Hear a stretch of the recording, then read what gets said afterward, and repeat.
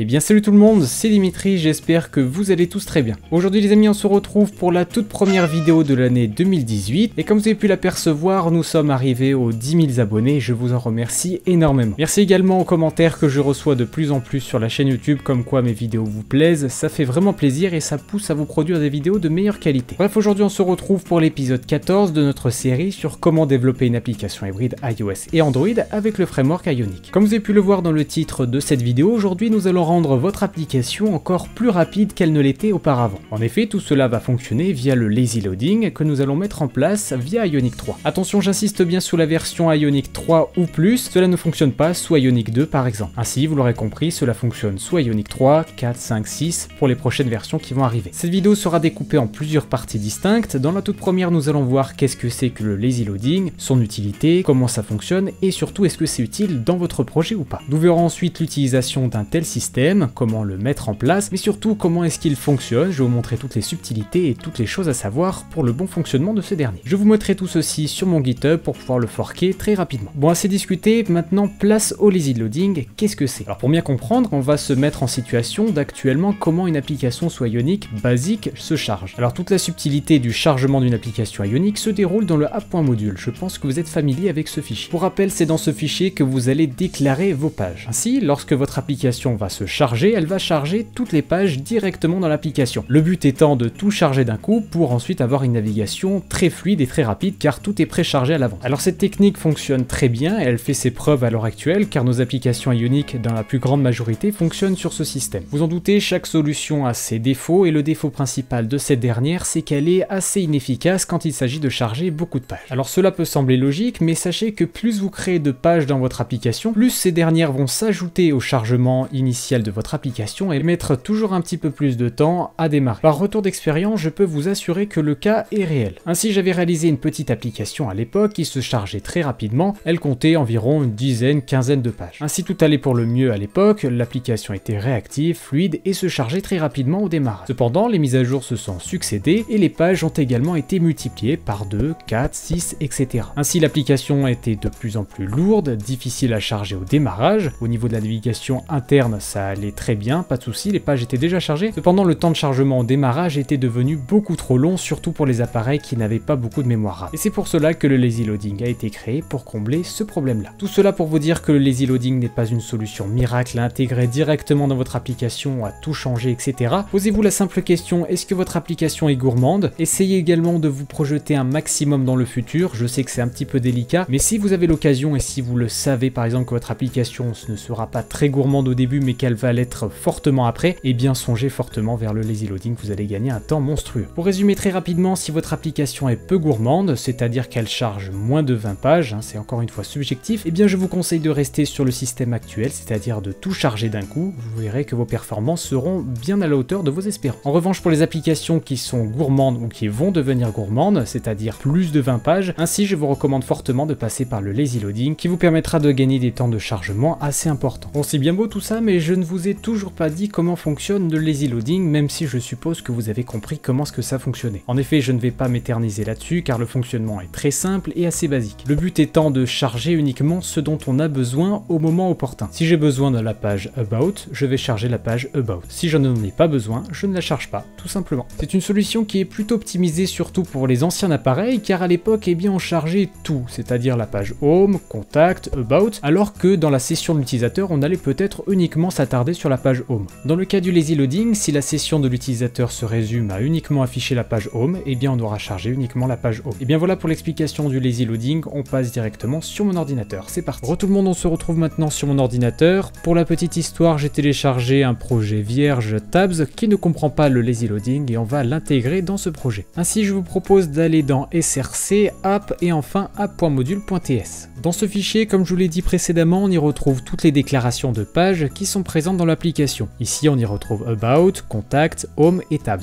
Actuellement, on y retrouve le schéma que je vous ai présenté juste avant, c'est-à-dire que tout ce qu'il y a dans déclaration va être chargé au démarrage de l'application, c'est-à-dire toutes les pages. Ainsi, pour résoudre à tout ceci, eh bien, je vous propose de supprimer toutes les pages, tout en gardant le My App qui est très important. Donc, on va le supprimer pour les déclarations, on va faire de même pour les Entry Components. On va également pouvoir supprimer les imports qui sont maintenant devenus inutiles, et comme vous pouvez le constater, avec ce premier ménage qu'on vient de faire, on va uniquement directement charger My App une fois que l'application va démarrer. Ceci étant fait, nous allons maintenant nous déplacer directement dans les pages. Dans chacune des pages que nous avons mises en place, ici About, Contact, Home et Tabs, nous allons devoir créer un module propre à chacune des pages. Pour cela, on va tout simplement faire nouveau fichier, on va l'appeler exactement comme le nom de la page, about.module.ts.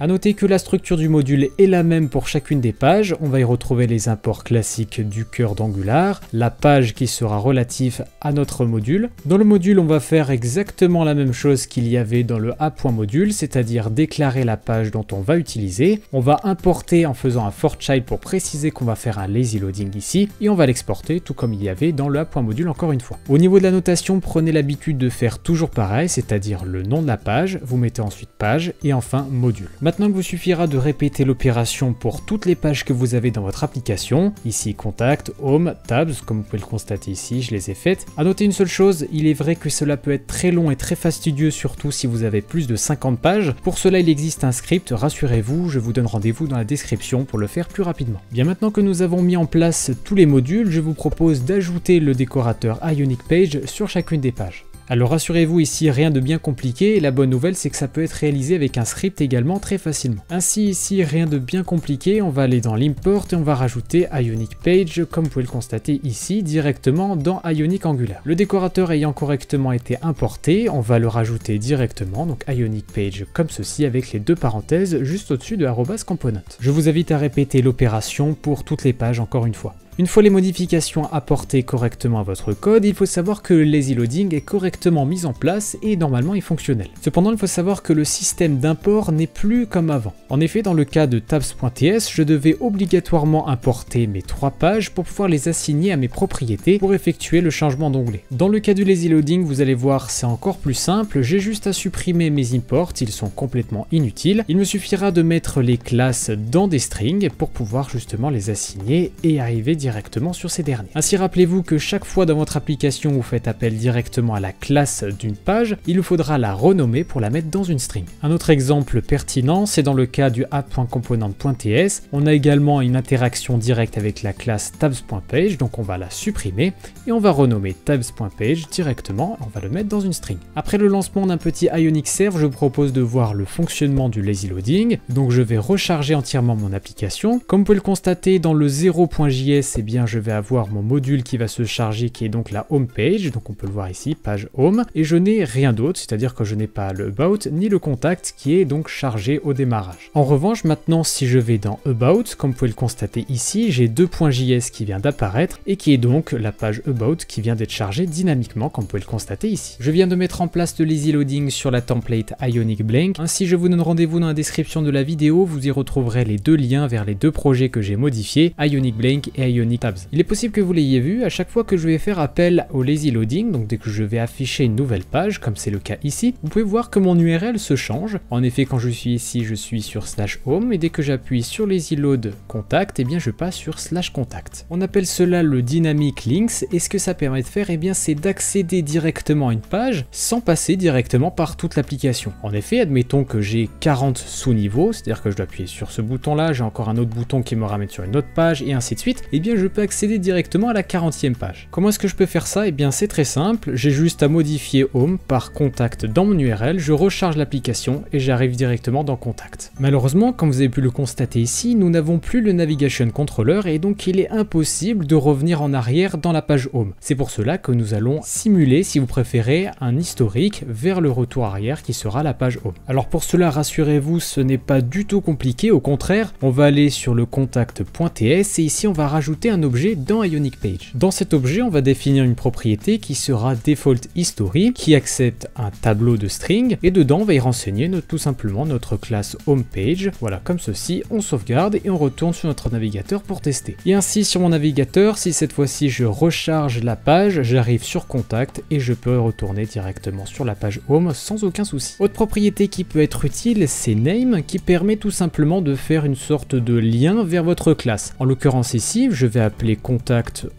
test par exemple, comme ceci. Si je sauvegarde et que je retourne sur mon navigateur et que cette fois-ci j'appuie sur les îlots de contact, je vais avoir une erreur car mon lien n'est plus valide. En effet, il va falloir maintenant que je passe par contact test. Donc je retourne dans mon home.ts et cette fois-ci je enlève contact page et je mets contact test pour pouvoir y accéder directement. Et dès que j'appuie, ça fonctionne. Si vous voulez plus d'informations sur les autres propriétés qui existent, comme les propriétés, vous pouvez passer également des arguments dans vos dynamic links, n'hésitez pas à aller voir la documentation, tout sera en description de la vidéo. Et bien voilà pour cet épisode 14 les amis, j'espère sincèrement qu'il vous aura plu. On se retrouve prochainement pour l'épisode 15, je vous montrerai dans ce dernier comment avoir les meilleures pratiques et comment mettre en place un bon projet, savoir où mettre les modèles, les interfaces, les providers, etc. Sur ce, c'était Dimitri, on se retrouve très prochainement pour une nouvelle vidéo, c'était Dimitri, allez ciao tout le monde.